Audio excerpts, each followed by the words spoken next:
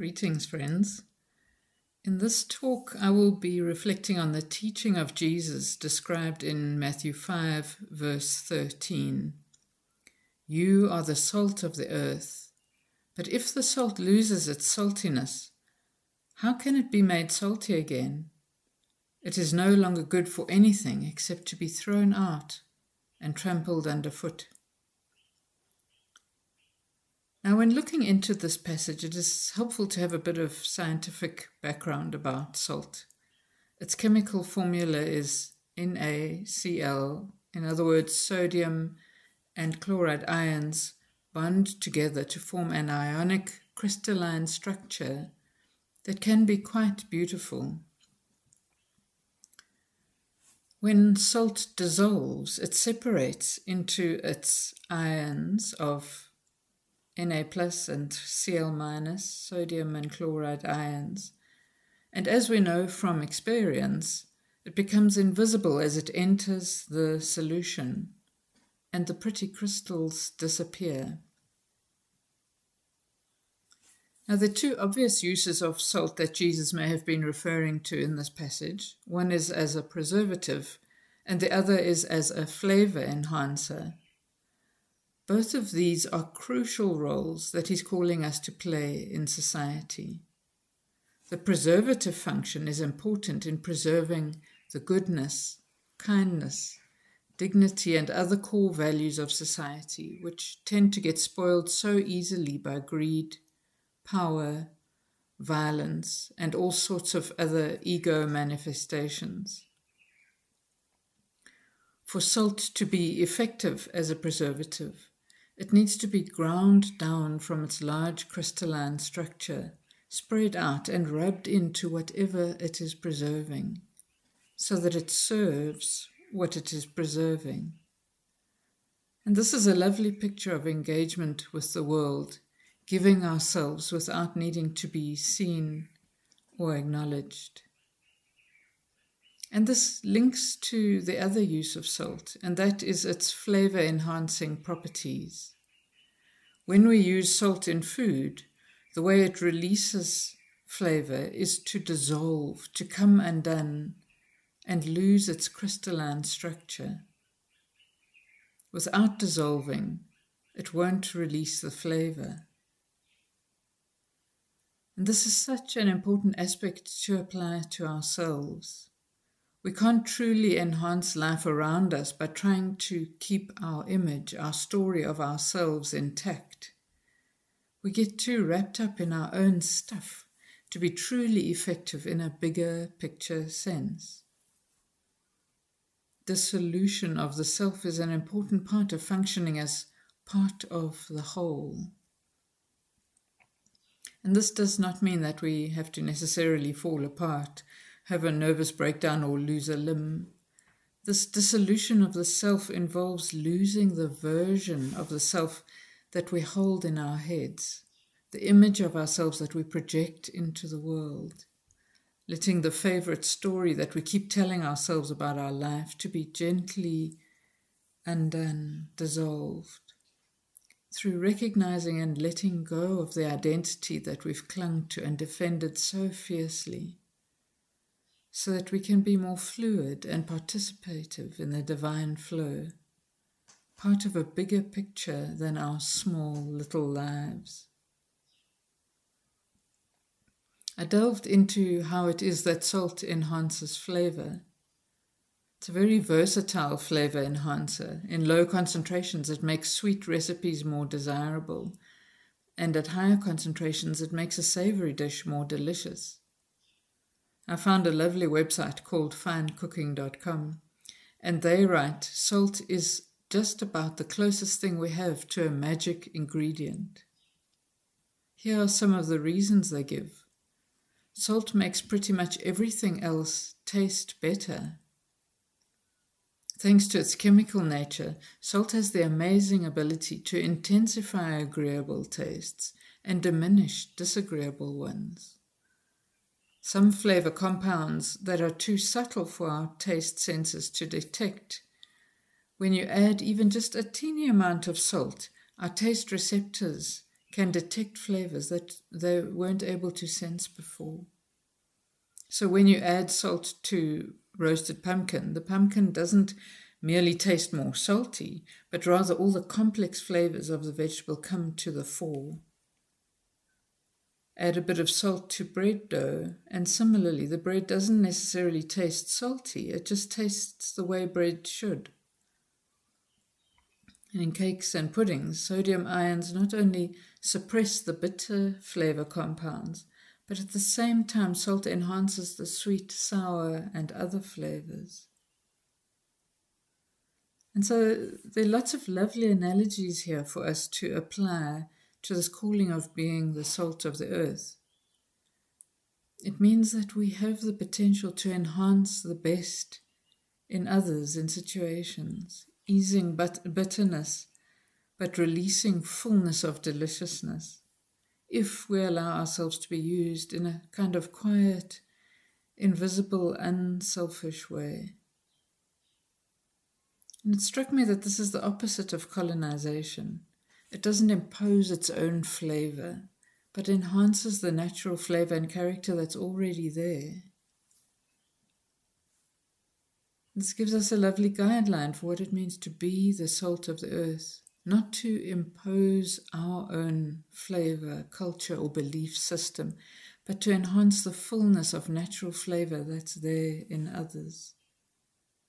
This also calls us to the path of obscurity, decreasing our visibility, which is the opposite of the social agenda that urges us to self-promotion, marketing your personal brand.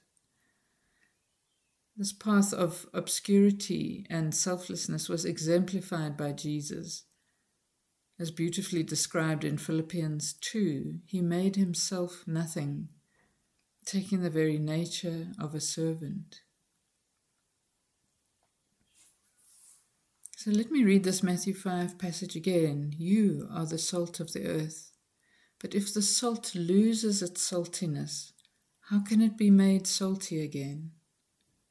It is no longer good for anything except to be thrown out and trampled underfoot. Now, a very interesting thing in this passage is that Jesus talks about salt losing its saltiness.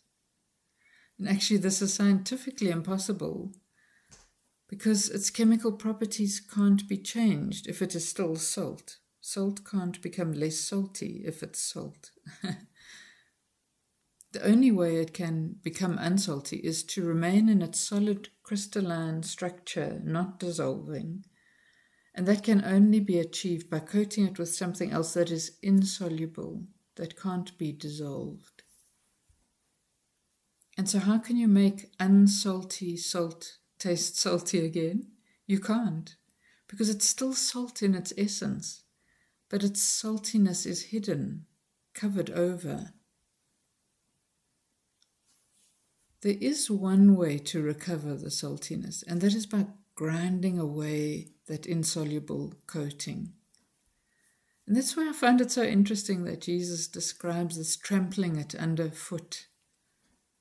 Unfortunately, the translation here reads very punitively, but the phrase, "it's no longer good for anything," is not so judgmental when read in the Greek version. And it would be better translated as, "it's lost its potency." And so the sense I have in reading this is that this is not a dismissive, rejecting punishment. It's a way of releasing the salt from the coating that hides its saltiness through this grinding underfoot, allowing it to become potent again. And we don't have to make this happen ourselves. It's something that life will do to us through its unpredictability and often painful twists and turns. And here I want to read a quote by Matt Lucato, who writes beautifully about this dissolution process. He wrote, "We have to dissolve all of that fixed, solid material. Actually, we don't have to dissolve it. It's being dissolved. Life will grind us down. There's a certain way that life washes through the stream of the way I thought life was going to turn out. But life will dissolve that fixity. In the face of this dissolution, the question isn't so much how can we be reborn, but will we participate in death fully and with an open heart, paving the way for new forms to emerge, trusting that rebirth will take place. The invitation then is to not short-circuit the intelligence and creativity that death is, and to remember that rebirth is not possible without the creativity of dissolution. The creativity of dissolution. So interesting. The mind has a way of pulling fragments of thoughts and perceptions together and creating a strong storyline about how life should be, and building a solid sense of self that we then get busy protecting, defending, promoting, sometimes covering over our authenticity and our soft, vulnerable being with preoccupations, with outer performance, or managing the shape of our lives, and on it goes, all these layers of crusting over, holding the self rigid and insoluble. And the invitation here is to recognize and allow how we are being ground down and brought to dissolution by the questions, contradictions, and painful struggles that our lives pass through. And we can also practice this in our meditation or quiet prayer time, where we gently notice what the typical repetitive storylines are that occupy our thoughts, and then letting go and resting into the quiet mystery and presence of God, in whom we live and move and have our being, who is the source and suchness of our essence.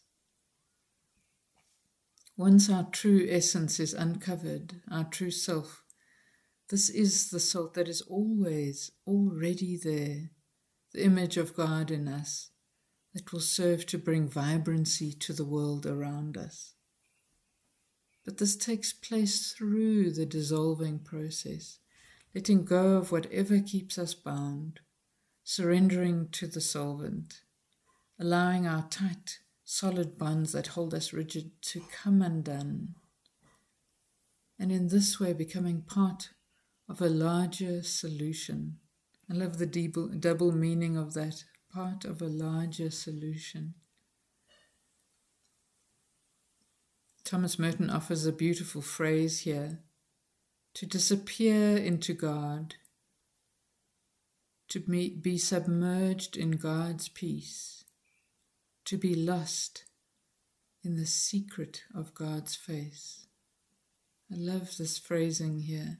To disappear into God, to be submerged in God's peace, to be lost in the secret of God's face.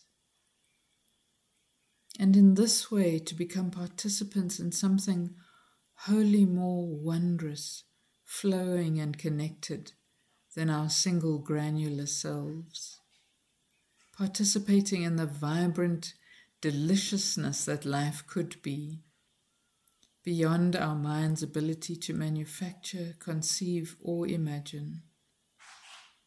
Ultimately, all we can pray over and over is, here I am, here I am, here I am.